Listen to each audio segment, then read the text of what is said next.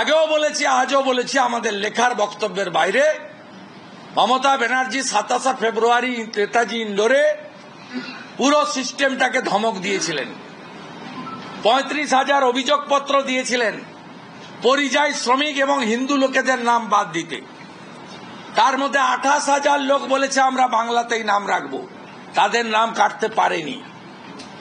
7,000 নাম কেটেছে, তারও তালিকা আমরা সংগ্রহ করে তাদেরকে দিয়ে আমরা এখানে সামারি রিভিশনের সময় পদ্ধতি মেনে আবেদন করাবো। বিএলওর ক্ষেত্রে 80% বিএলওকে চেঞ্জ করতে হবে। অল আর কন্ট্রাকচুয়াল, পার্মানেন্ট এমপ্লয়ি দিতে হবে। আমরা আগে বলেছি, তাতে ইসিআই অলরেডি অ্যাকশন নিচ্ছে, কাজ করছে। এটাই ছিল আমাদের বক্তব্য। সামনে থেকে বাংলাদেশি ধৃত এবং এক্ষেত্রে দাঁড়িয়ে বাংলাদেশ করে দেওয়ার পরিকল্পনা নিচ্ছেন মুখ্যমন্ত্রী, এটা আপনারাই বারবার অভিযোগ করছেন। ঢিলছোড়া দূরত্ব থেকে বাংলাদেশিকে গ্রেপ্তার করা হয়েছে। বাংলাদেশের মধ্যে দুটো ভাগ আছে।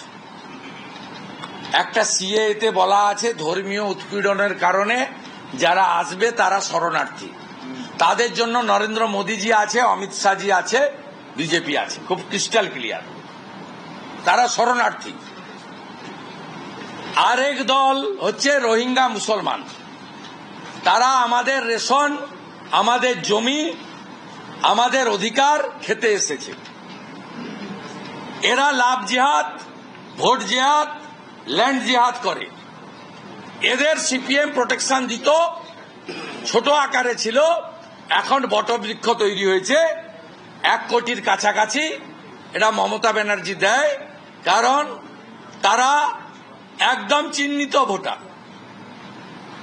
তারা কোথায় ভোট দিবে সবাই জানে।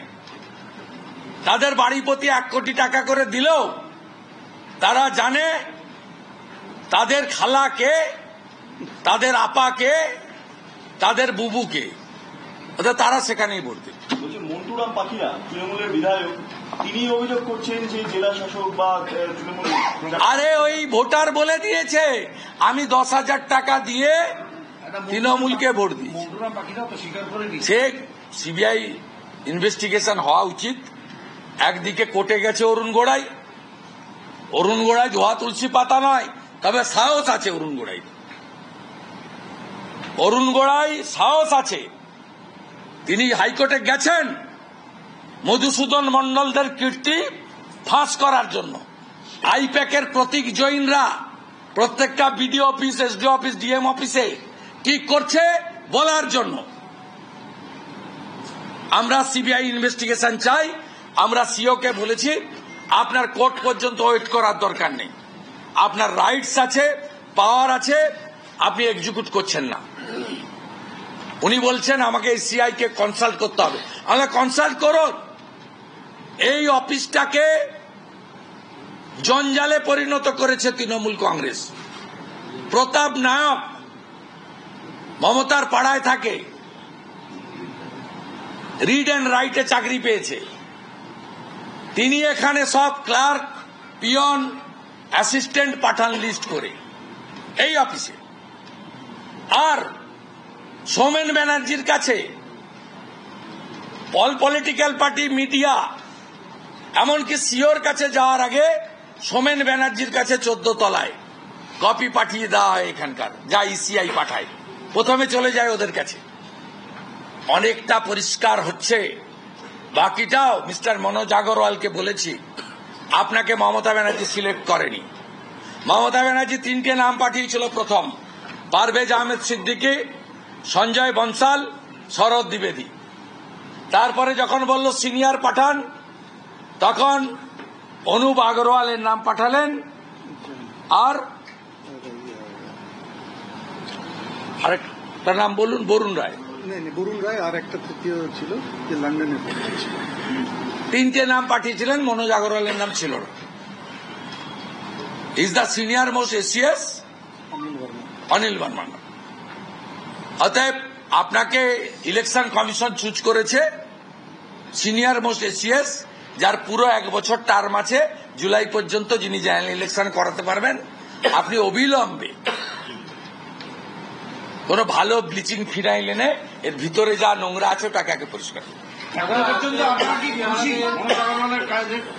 মনোজ আগরওয়াল আসার পরে যে পদক্ষেপগুলো করেছে, it is too early to say anything. শুরুটা তো খারাপ নয়। সবচেয়ে বড় কথা, ইসিআই বেঙ্গলে উপর নজর দিতে শুরু করেছে, এটাই সবচেয়ে ভালো পয়েন্ট।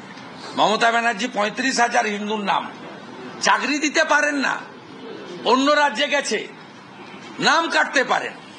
এবং আশ্চর্য হয়ে যাবেন, তৃণমূল যে 35,000 মাইগ্রেন্ট লেবারের অবজেকশন দিয়েছে, 100% হিন্দু, একটা অন্য কমিউনিটির নাম দেয়নি। ভাবতে পারেন এদের মাইন্ডসেটটা কোন জায়গায় গেছে? অতএব আমরা অনেক আগে থেকে ধরেছি, আমরা ছাড়ব না।